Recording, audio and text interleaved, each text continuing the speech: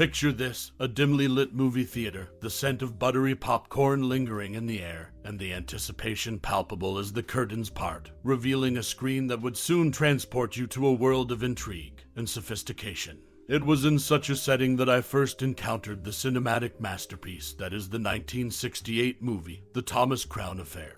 The memory remains etched in my mind, like a fine work of art in a gallery of nostalgia. As the film began to roll, the magnetic charisma of Steve McQueen as Thomas Crown, and the timeless elegance of Faye Dunaway as Vicki Anderson pulled me into a world where crime and romance danced on the edge of a razor-sharp precipice. I couldn't help but be captivated by the stylish heists, the sharp dialogue, and the simmering chemistry between the two leads. Do you recall your own first encounter with this cinematic gem?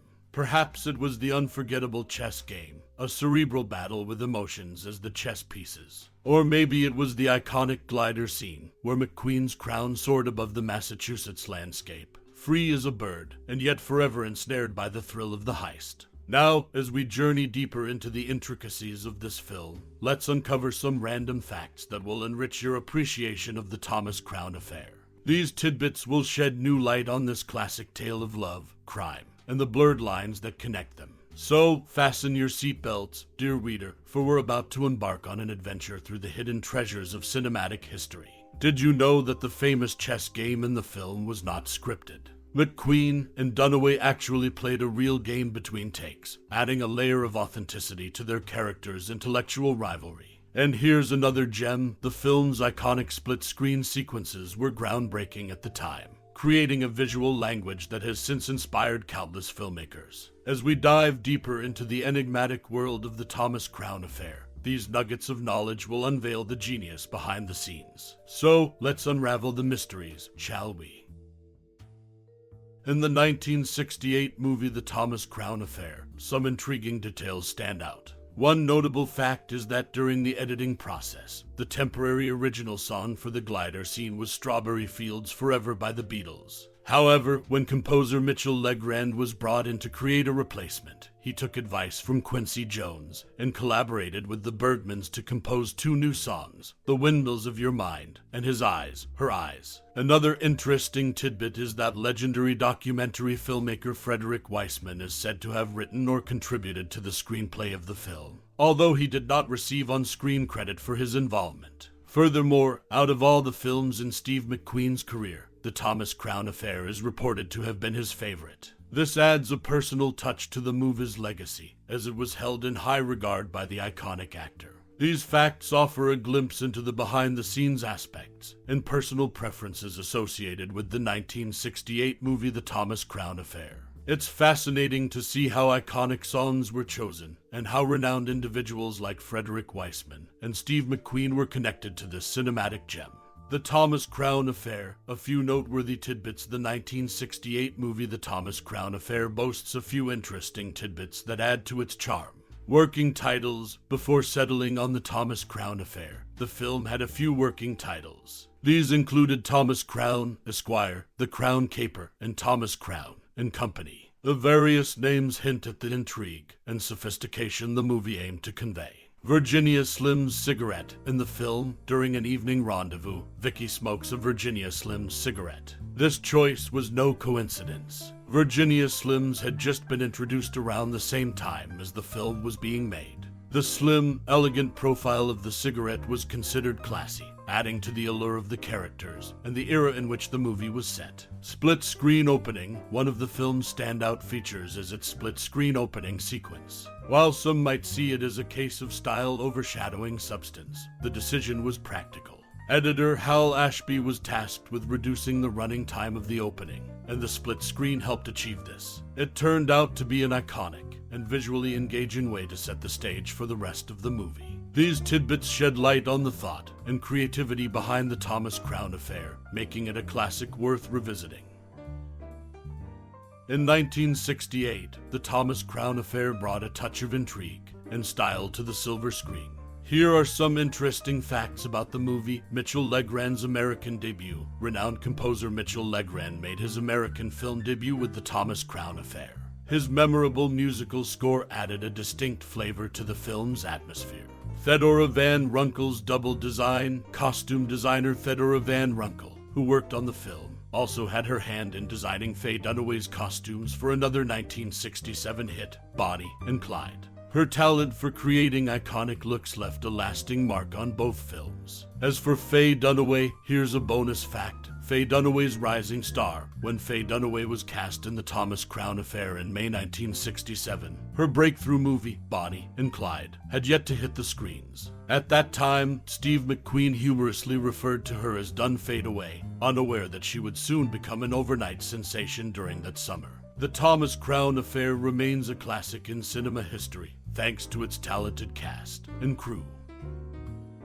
In the 1968 movie The Thomas Crown Affair, a unique approach was taken when it came to the film's music.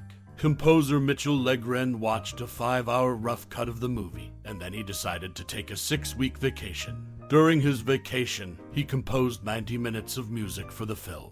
Surprisingly, the film was later reedited to match the music Legren had created, instead of the usual practice where music is composed to fit the film. If this experimental approach had failed, Legren would have had to write a second score in the traditional way, and he would have done it for free. Additionally, the film features a Mayor's Manx dune buggy that was designed and customized by none other than Steve McQueen and Pete Condos of Con FERR, an off-road vehicle builder. Due to the popularity of the film, 2 more identical cars were custom-built at the Mayor's Manx facility. These cars were created for celebrities Dick Smothers and Connie Stevens, adding a touch of celebrity glamour to the film's iconic dune buggy scene. Interestingly, Norman Jewison, the director of the movie, initially wanted Henry Mancini to score the film. However, Mancini was unavailable, so he recommended Mitchell Legren for the job. Legren's unique approach to composing the film's music certainly left a lasting impression on the Thomas Crown Affair. These intriguing behind-the-scenes details offer a glimpse into the creative process and the collaborative efforts that went into making this classic 1968 film a memorable cinematic experience.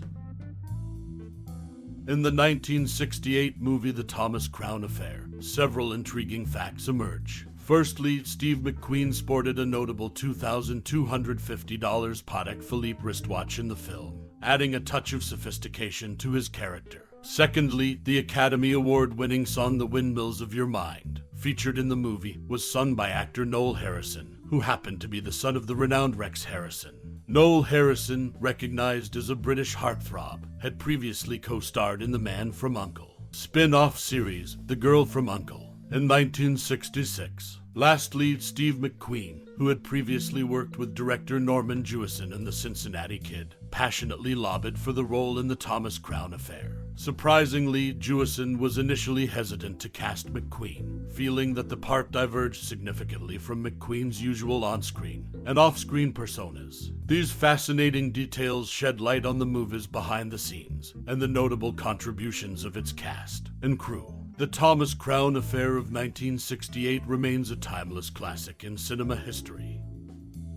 The 1968 movie The Thomas Crown Affair holds a few intriguing behind-the-scenes tidbits that add to its legacy. While there's limited substantial information on the provided topics, one interesting fact about the film is worth highlighting. In the movie, Steve McQueen sported a pair of Persol sunglasses that became iconic. These fold-away, retro-cool tortoiseshell shades, known as the 714 model, were a standout part of McQueen's attire. They not only enhanced his style, but also left a lasting impression on fashion enthusiasts. So much so that in October 2010, the Italian manufacturers of Persol reissued the 714 model as part of the Steve McQueen collection. This move demonstrates the enduring impact of McQueen's fashion choices and the lasting influence of the Thomas Crown Affair on popular culture. In summary, the movie's association with the Persol sunglasses added to its trend-setting image, with the shades eventually reissued in tribute to Steve McQueen's iconic look.